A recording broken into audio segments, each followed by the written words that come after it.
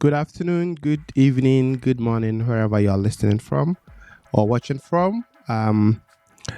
This is the Scholars Table. My name is Dr. Banda Khalifa. I'm a PhD student here at the Bloomberg School of Public Health. So today we have a special guest from Boston University. She's from Nigeria. She's a current DrPH student, Doctor of Public Health, a doctoral program in Boston University. She also has two masters, MPH from Nigeria and MBA from the UK. I think the purpose of our discussion today is to go through her academic journey and also highlight some of the essential components of the DrPH application process. Oftentimes, when people hear about doctoral programs in public health, immediately they think about a PhD, right? So, a DrPH is equally a great opportunity for those who are really interested in leadership, management, policy formulation, and all that. So we'll go a bit deep into these elements. So, Edimet's profile is quite, intriguing. I wouldn't be able to go through all this, so I'll give her, the opportunity to highlight some of the incredible things she's been doing for the past 12 years as a public health professional and also currently as part of the Boston University Emerging Women Leaders Fellowship in conjunction with Harvard. So they may welcome to the platform. We are glad to have you. Thank you. All right. So I know you're from Nigeria. The only thing I know about Nigeria is that their jollof rice is not nice. But apart from that, can you tell us a bit about your background, including your early educational journey and some of the works that you've been doing? Oh, okay, thanks for that. I would not address the Nigerian right issue right now, but you already know the truth. Yeah. So I'm a Dima, and I was born in a small town in Nigeria called Calabar. My early childhood, I spent it doing education back home in Nigeria, and I did a BSc in genetics and biotechnology, but I did not practice. I moved on to doing a master's degree in public health, focused on health services management, and then an MBA from a UK university before moving to do my doctoral program. However, alongside my education, I have mostly been working. I never really stopped working while doing all of the schooling. So I have about 12 years experience. Most of my work has actually been in Nigeria, and I started really small. I started from volunteering and then went into working full time or working as a consultant for various organizations. So there's been a gradual progression in my career, right from starting from a volunteer for different local organizations to becoming a consultant for some international organizations and Mm-hmm. also providing support for the government and different organizations in different intervention areas and different areas of healthcare. So that has actually given me a very vast experience. I have experience across disease intervention areas. I have experience across different tiers of the health system. So I've worked at community level, engaging with beneficiaries. I've worked for at the government level, engaging with government. I've worked engaging with partners and donors and, people at the level of providing intervention. So that has given me a very broad um, level of experience and has made me really versatile in the field. Yeah.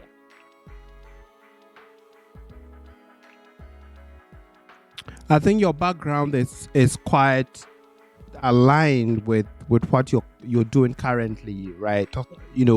Dealing with NGOs and governmental agencies, and then being in a doctoral program. That's like the perfect match for that kind of background.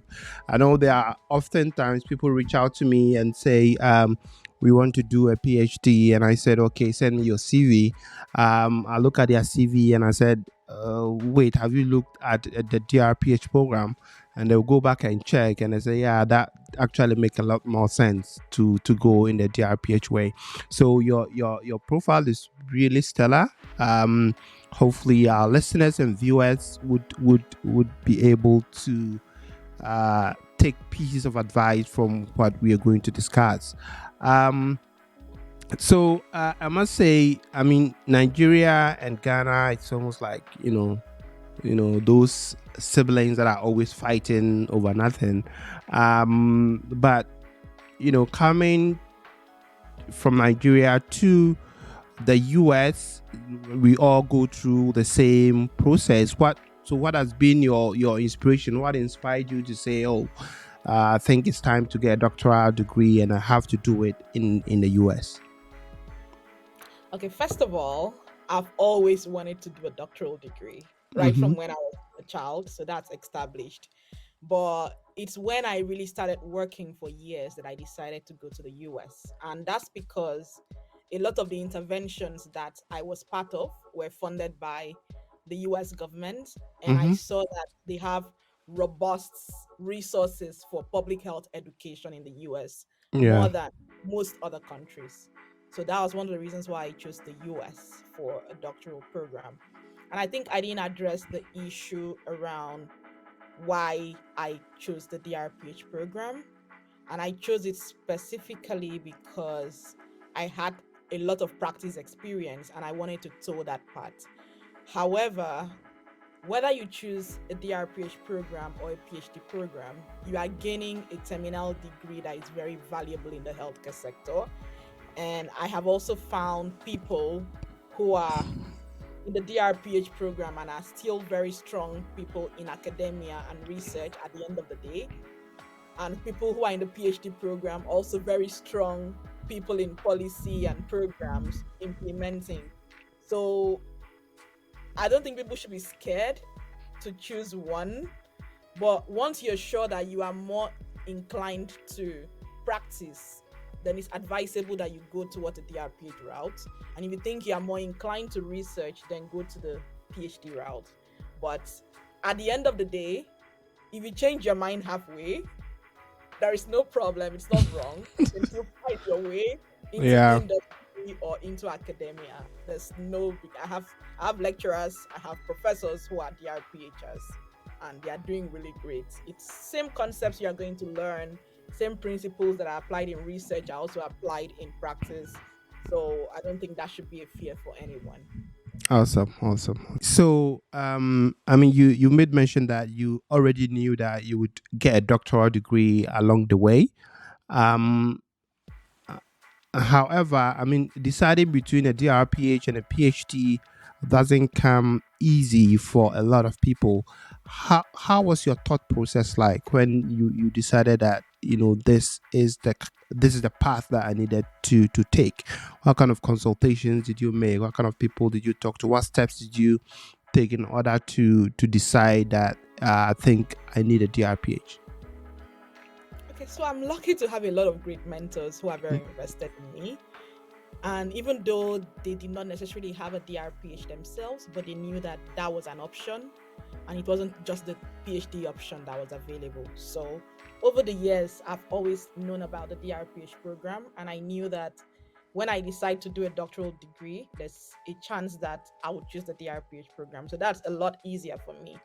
But so that I can be valuable to whoever is listening to this, I would say um look, just cast your mind back to your career journey Mm-hmm. and where you are. How much of practice work have you done, or how much of research work have you done? Where do you see your greatest alignment? So, if you think you really feel like a researcher and you can function more in a research environment, then a nicer program to go for is a PhD program, knowing Mm-hmm. that it will help you a lot more in academia and research.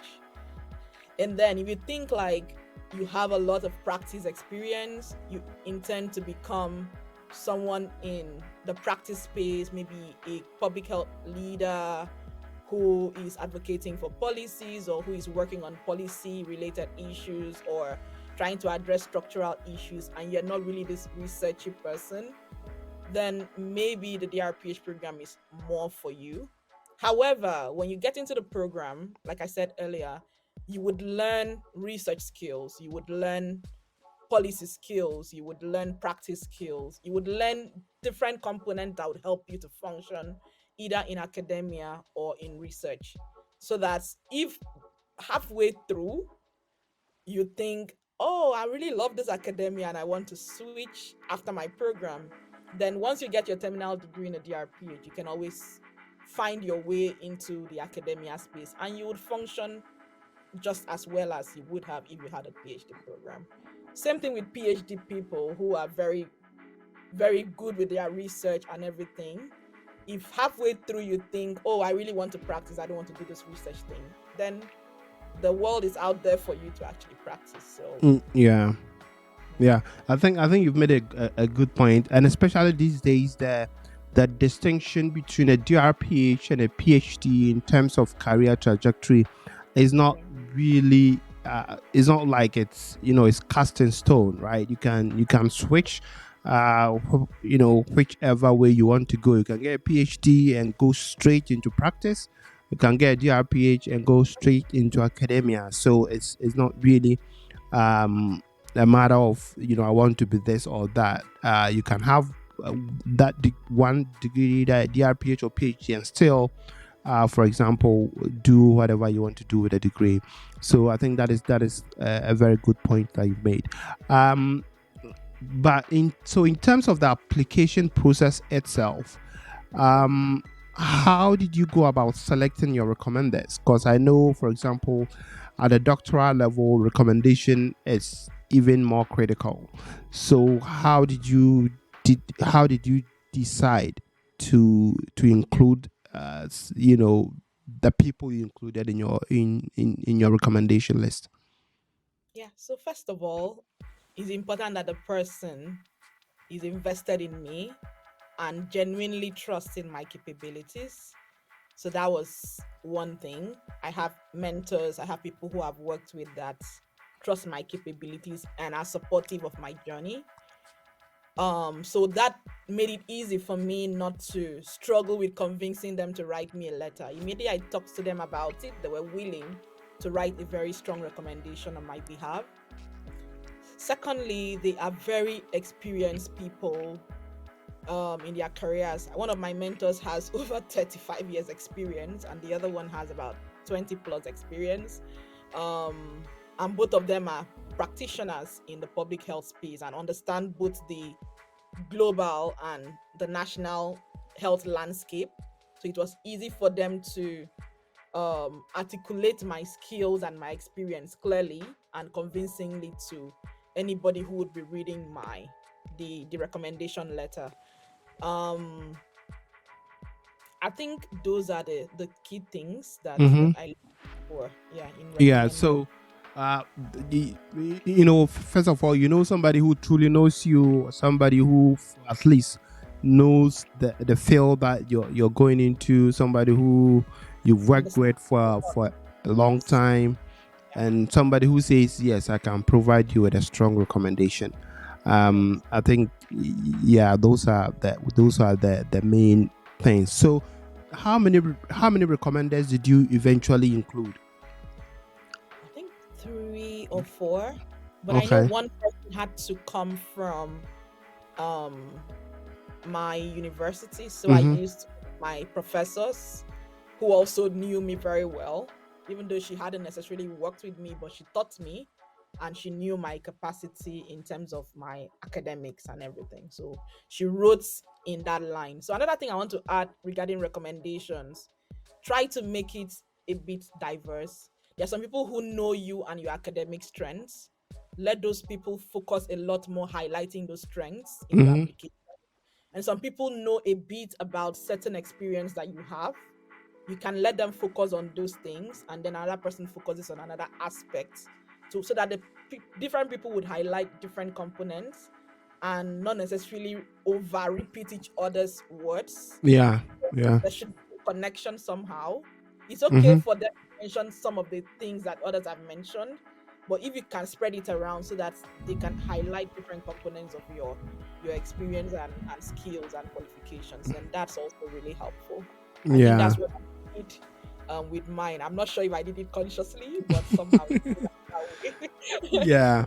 I think you made like a very very good point. What I typically advise is that if you are reaching out to someone to give you a recommendation letter, at least give them some pointers on what to highlight, right? So you could, put it on a sheet of paper, list, some of the key areas they have to highlight, Yeah, so that two or three people will not be stressing on the same soft skill that you have, right? So it's that I think that is very very telling.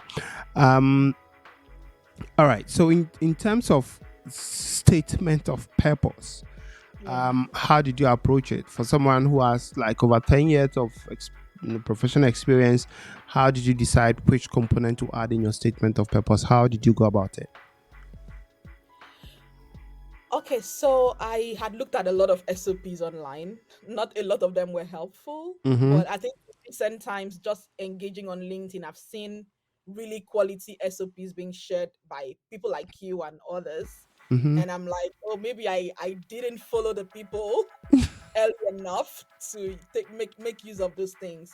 But for the ones I saw online, something that I took out of them was the structure of the SOP and not necessarily the content. Mm-hmm. So, for the first paragraph of my SOP, something I really wanted to communicate was who I am as a person, taking away every qualification or experience or achievement that I've had. I just want to focus on who I am as a person. So, I mentioned things about my background and my experience even before having an advanced degree. So, for instance, I loved to volunteer. I was involved in different clubs during my secondary or high school education, Mm-hmm. doing peer education, doing, HIV/AIDS clubs, things like that. Yeah. Just children campaign. So I knew I already had that, you know, affinity for saving lives and doing public health work even before the consciousness that that is even a profession in the first place. Another thing I communicated was that I had been a caregiver to certain people who had terminal diseases Mm-hmm. and witnessed their deterioration until they died, and that actually prompted me to want to think about solutions for them. And those Mm-hmm. were genuine stories. But when I was writing my SOP, it made me actually reflect on my life from way back and bring up all of those things to help me start. But what I was trying to communicate in that particular paragraph was this is me without any experience, without any skills, right? Yeah. Went deep in to talk about my early career, my academics, and I made it in a chronological order in such a way that you could see that, oh, she started with volunteering out of Yeah. passion, and she went into programs, and then she went into leadership, and then she had collaborations in different areas. And then this has fed into the reason why she wants a DrPH program for strategic repositioning or something like that. Mm-hmm. But had to flow into each other and make sense.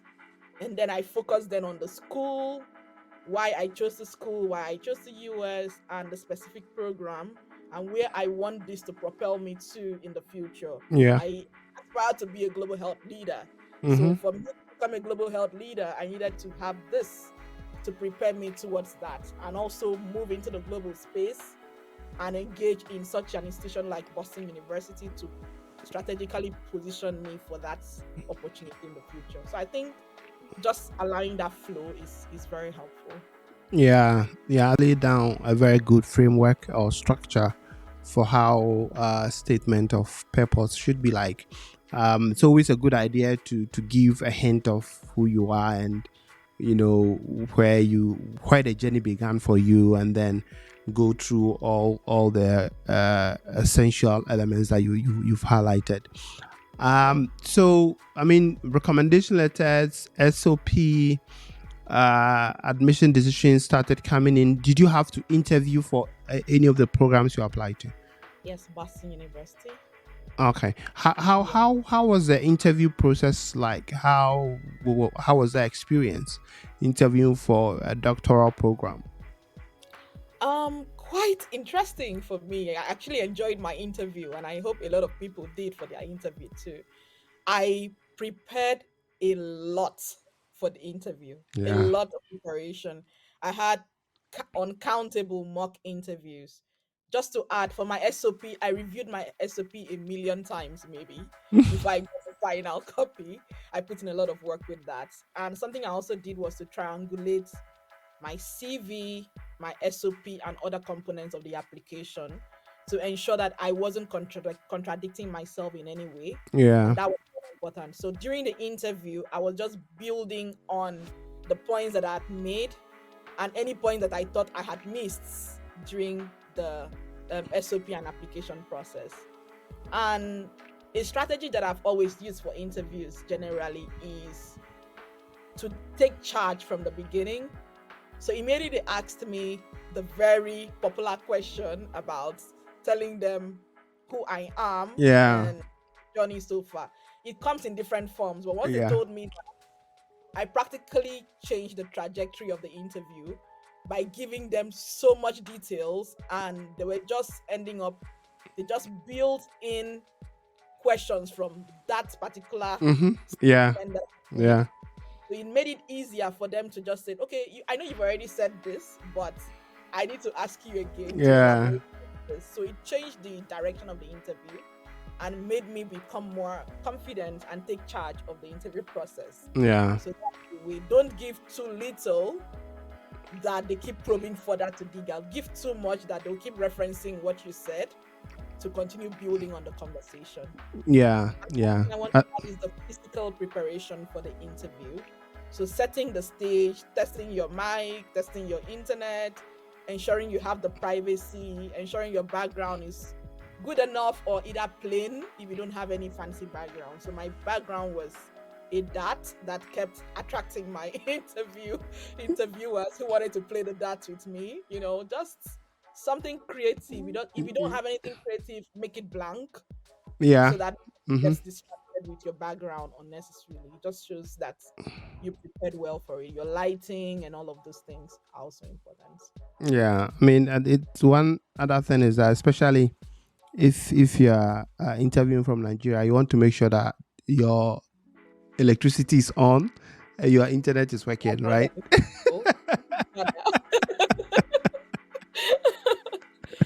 I love that.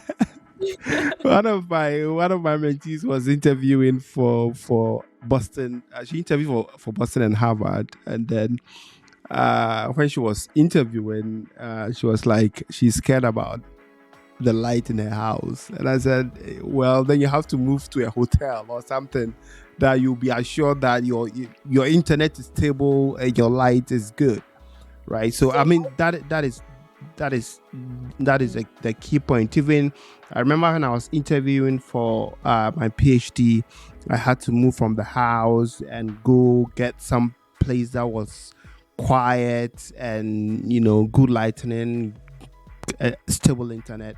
So those things cannot be compromised on at all. It will be a bad impression for you to start your interview and your network keeps going out, right? yeah, that's Anyway. really bad. However, apart from network issues that would actually limit your ability to be able to communicate, if for any reason you have tried to rule out everything possible that is a distraction and some distraction comes in halfway, just simply explain the situation and Yeah. apologize. Mm-hmm. There's no need to try to squeeze it through and try to pretend like nobody's seeing that there's a problem in the background. Just let them know, oh, my child just ran into the room and introduced his. Exactly. Give Yeah. me 30 seconds to attend to that, and you continue. They are human beings like you, so they have families, they have things, they understand that these things happen. So don't panic and pretend like nothing is happening in the background and it's obvious that you're sweating and Yeah. I mean, that is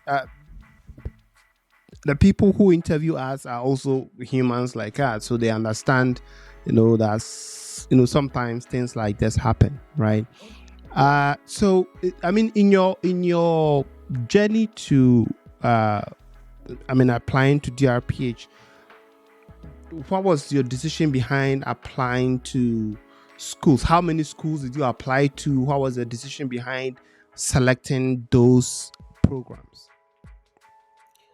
So what actually happened was I had a terrible experience with the West evaluation process. Mm-hmm. And even though I started early, it ended up coming in so late that I missed the schools that I initially intended to apply to.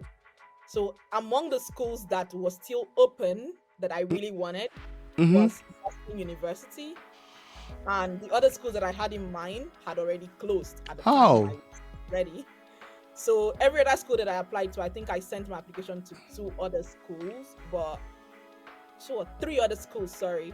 But I wasn't necessarily interested in those schools. But yeah, at yeah, that point, I just pushed in my application without even checking the eligibility requirements. And I realized that for two of the schools, I did not meet the eligibility. I didn't have a GRE or something. I just pushed it, right?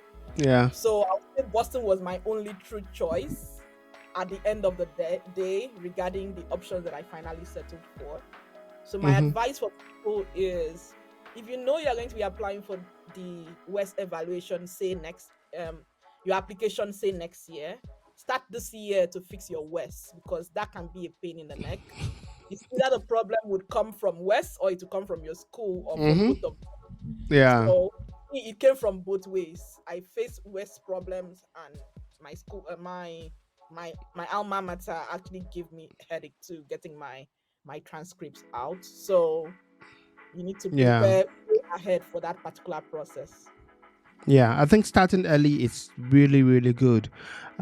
Especially in the public health space, there are a lot of requirements, a lot of obstacles that you need to cross. So as you rightly said, if you think you're applying next year, it's better to do your WISE evaluation this year and wait till next year and then start the process. So Yeah. yeah, so that seems like a good a good advice. And I mean, Boston, it's probably one of the best in the field, Yeah. especially when it comes to public health. So I'm sure you are really enjoying your time there.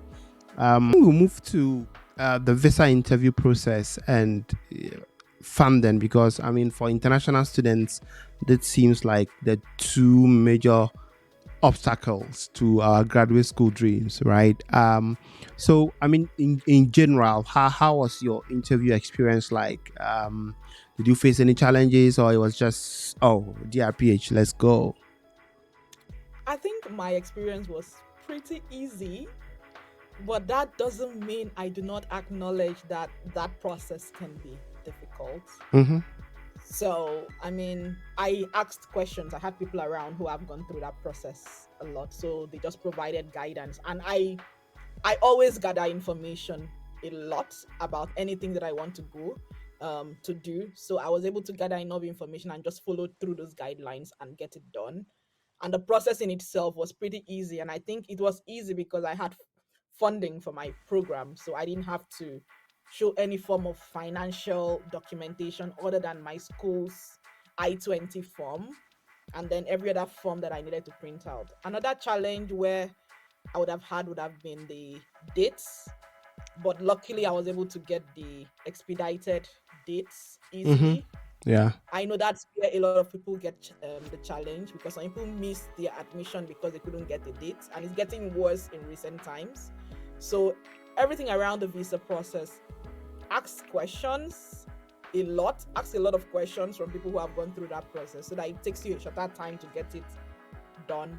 Get all your documents ready. You can over document actually to have Exactly. those, Yeah. yeah, to have the documents. Keep those documents ready.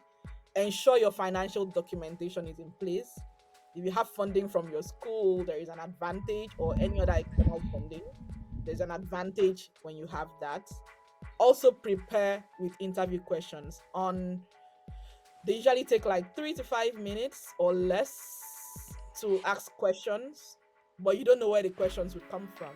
So prepare with lots of ready readily available answers to possible questions during an interview process, because that would come. For me, it was a very simple question.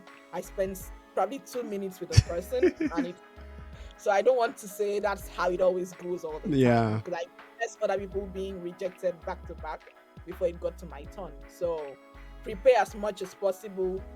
Don't panic in front of the consular officer. Don't panic, because that's also a sign of lack of confidence. Exactly. And let them do most of the talking while you just give them the specific answer to the question that they ask. Don't over elaborate on anything. I know what I've read online about things, they'll tell you to elaborate on so many things and so many things. The more you elaborate, the more you would look like you're not Uh, telling the truth. So mm-hmm. just go straight to the point and answer in a few sentences and leave it for them. Once your Yeah. documentation is right, your history is right, I don't think they'll really deny you of your visa. But if you have any hitch around your documentation, which is very critical, that rejection might happen. So Yeah. triangulating your data or triangulating your information across board, no contradicting information, might be very helpful in ensuring that you get your visa approved. Yeah. Yeah. Yeah. Also highlighted that you had funding. Is it a case that most DrPH students get funding in Boston? Oh, Boston is actually quite generous with funding. Yeah. Mm-hmm. Yes, but DRPH programs are generally not Not funded. funded as much.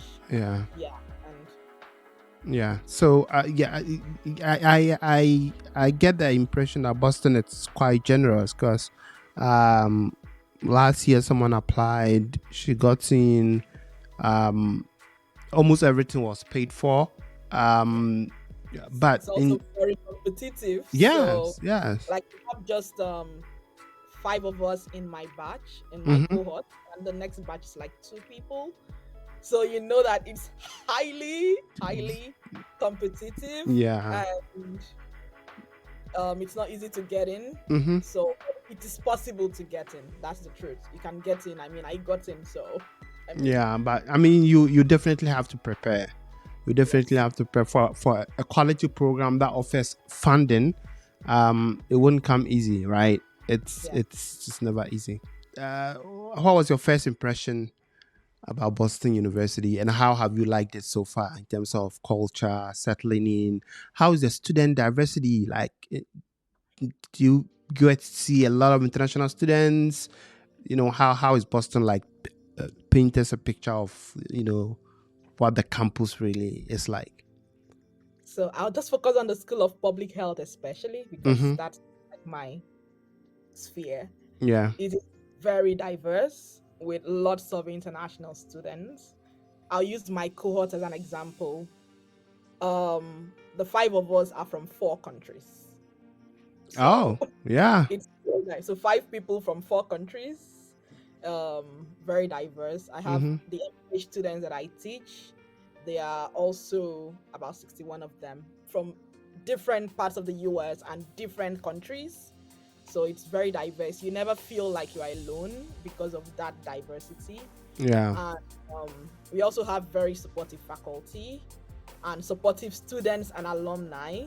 So you can reach out to your alum and they tell you a few things. I did that when I was applying. I reached out to alum and current students who kind of provided one or two information that was helpful for me throughout the application process.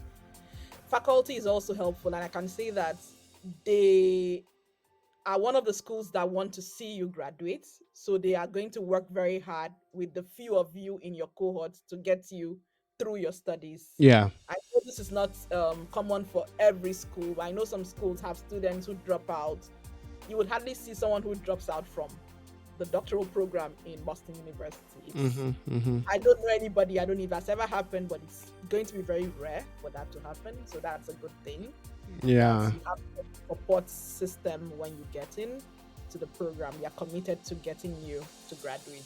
So yeah. Yeah. I think that is one essential element, the support system in doctoral programs, because it can be really, really grueling. So if you don't have that support system from faculty and your peers and even the community, sometimes it can take a huge mental toll on you. That's good to know. So MPH, MBA, project management, DrPH. How does the future look like? I think when you get to the doctoral program, you begin to wonder, oh my god. But yeah, I'm positive about the future. I've always wanted to be a global health leader. So that is still a valid aspiration. And Mm-hmm. that's what got into the program. And that's where I aim to become to see my I aim to see myself as a global health leader in the future. I hope to be able to work in the global health space in strategic leadership roles. And I'm hoping that just building on this experience and network and skills will give me that strategic repositioning and a competitive edge to get to that spot. Awesome, awesome, awesome.